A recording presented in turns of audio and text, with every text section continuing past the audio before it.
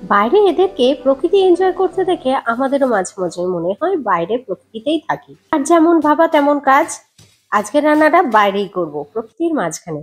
তবে তার ইনিশিয়াল প্রিপারেশনটা কিচেনেই হয়েছে।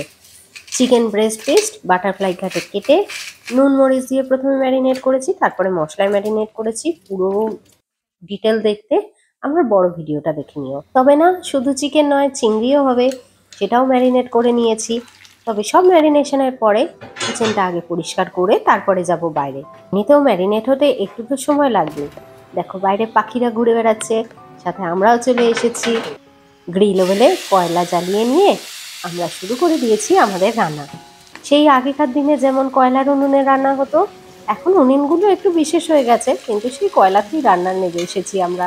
আর আমার আরও একটা কারণে ভালো লাগে, কি বলতো, সব কিছুর শেষে রান্নাঘর পরিষ্কার করতে হয় না, গ্যাস স্টোভটাও পরিষ্কার করতে হয় না, আর এই গ্রিল ওভেনটা পরিষ্কার করা খুব ইজি।